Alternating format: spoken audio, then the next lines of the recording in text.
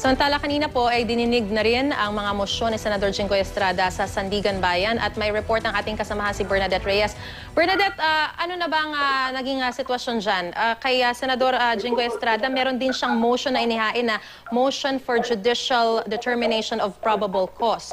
So nakapag-decide na ba ang korte, Bernadette? Tama ka dyan, Maris. Katatapos nga lang ng pag-isip ito sa 5th Division at ang mga justices dyan ay si Justice Roland Jurado, Justice Alexander Gesmundo, at si Justice Alex Quiroz. Tumagal lamang ng ilang minuto yung naging pagdinig at sinasabi mo kang motion on the issuance of probable cause ni Senator Jinggoy Estrada, pati na ang motion for judicial determination of probable cause with urgent motion to defer issuance of warrant of arrest and to suspend proceedings ni Janet Lim Napoles ay submitted for resolution. Ibig sabihin ngayon ay aantay na lamang natin ang order o resolusyon mula sa mga justices sa ugnay ng mga naturang motion. Ayon na kay Attorney Flaminiano, ang lead counsel ni Senator Jinggoy Estrada, sana raw ay nabigyan siya ng pagkakataon na makapag oral argument sa loob ng korte, pero ito ay hindi na pinayagan ng mga justices, sa halip ay submitted na lamang for resolution. So aantabayan na natin, Maris, kung ano yung magiging order o resolusyon ng mga justices sa ugnay ng mga isinumiting motion.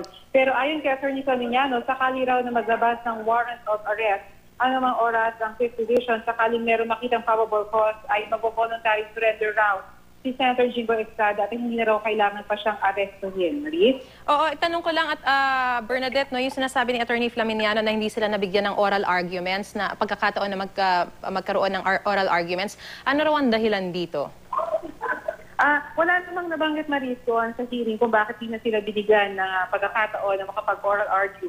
Ang sinabi lamang ay napapaloob naman na rin daw yung kanilang mga arguments doon sa kanilang mga isinumiting motion. Kaya di na kailangan pang ulitin pa dito sa loob ng korte. Batid naman din ni Attorney Flaminiano na sa naunang hearing kanina sa 3rd Division, nabanggit din na umaabot daw sa humigit kumulang 9,000 pages yung mga kailangan daw pag-aralan ng dokumento. Kaya nauunawaan naman daw ng kanilang partido kung bakit di na sila binigyan ng pagkakataon pa na makapag-argue orally doon sa loob ng hearing room.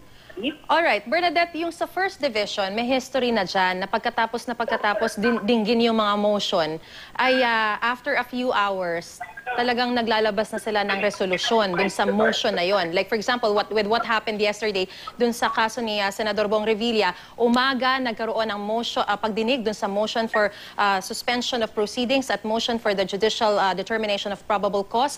After a few hours, at around 3 o'clock, naglabas na ng resolusyon at kung umabot lang sana yung pirma, nailabas na rin yung warrant of arrest. In this particular case, dyan ba sa 3rd Division, meron din ba mga history na agad-agad naglalabas ng desisyon ang korte pagkatapos ng pagdinig? Maris, tama ka dyan. Meron talaga mga ganong pagkakataon na pagkatapos ng pagdinig, kapag submitted for resolution na, ay agad-agad na rin nakakapag-issue ng order ang korte. Sa kaso ditong sa 5th Division, binibigyan sila ng 10 araw buhat doon sa araw na nairapol ang kaso para sila ay mag-desisyon kung meron nga bang probable cause. Yun kay Attorney Flaminiano kanina, nauunawaan daw niya na tatagal nga lamang ito ng 10 araw. Kaya inaasahan naman niya na doon sa loob ng 10 araw na yun, bago sila magpalabas ng kanilang resolution o order, kung meron nga talagang probable cause, ay nabigyan naman ng sapat na atensyon yung kanila ring mga argument. So aantabayanan natin kung ang mga justices ba ay makakapag-top up ng order o resolution at tumatapos ang araw. Pero ang procedure talaga, Maris, kapag nagbabana ng order o ng resolution ang korte na meron niyang probable cause, kalakip na ng naturang order o resolution na gumawa o sumulat ng warrant of arrest ang clerk of court. At agad-agad ito dapat mapirmahan ng chairperson ng naturang division na may hawak ng kaso at maaari na ilabas ang warrant of arrest. Alright, maraming salamat, Bernadette Reyes.